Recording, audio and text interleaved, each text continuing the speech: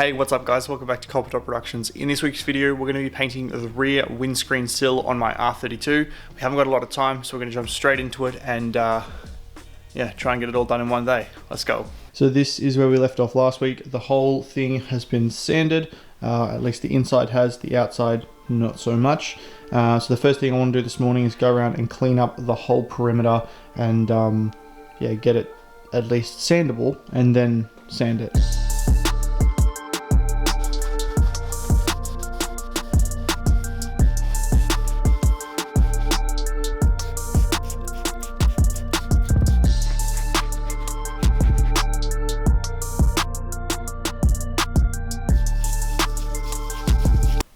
I need to get more sandpaper.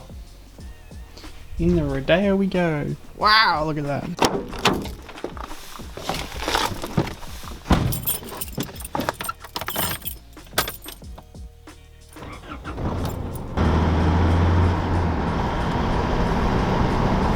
But yeah, we got a spot in the shade. Let's go. I don't know if I want to take the camera in, but I'm probably going to force myself to. This is going to be weird.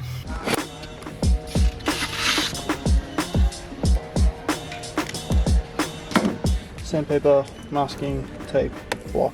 Good. Thank you. Well, there you go. That was interesting, but not as bad as I thought. Let's go home and do some sanding. Not keen, like at all.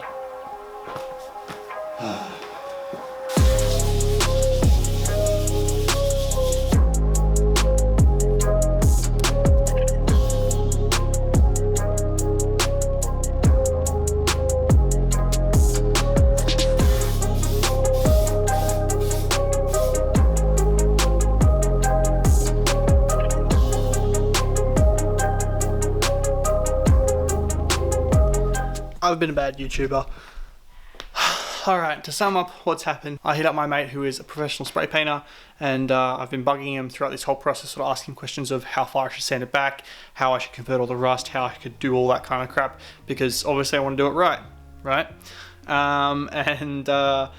Sure enough, he was kind enough to come out and put in some mad elbow sweat sanding back the horrible paint line to try and get it a bit better, and more importantly, he gave me some really solid advice as to how I could get the best outcome for this. He's gotten me this far. Essentially where we're at now, we've sanded it back a bunch, like we spent almost all the day just sanding, and I didn't film any of it because I didn't really want to film him sanding my car. It felt bad, so I just sort of put the camera aside and got into sanding. But now that she's all sanded back, we went over and we did the first coat of the etch primer and then the second coat, and I'm just about to jump in and do the third coat, and then I'll do 2 coats of primer, and that is all we're going to be able to get done today, because the paint itself is going to be a little bit different. I'll prop the camera up, I'll do the third and final coat of the etch primer, and then we'll jump back in when it's ready for the primer. Let's do that.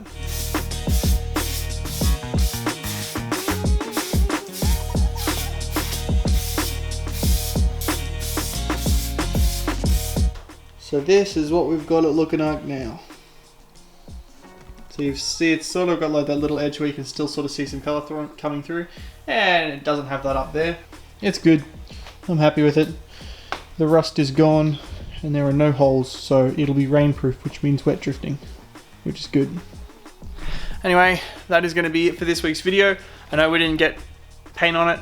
Technically, we only got primer on it, but at this point I'm really happy just to have it all covered so that it's not going to rust. Technically the windscreen can go in now. Once that primer dries, we can put the windscreen in there, because this section around here won't need paint with the silicone, like whatever stuff that they use for that. Although I will probably mask it off and put paint around that just for my own mind, because I'm like that. Like I said, that'll be it for this week's video. I hope you have enjoyed. If you have, leave a like and leave a comment down below telling me what you think of the additional color added to the 32. And if you haven't done already, hit that subscribe button so that you can follow along in the journey of getting this thing back on the road and drifting the ever-living shit out of it. I'll leave it there, and I'll catch you guys next week. Bye.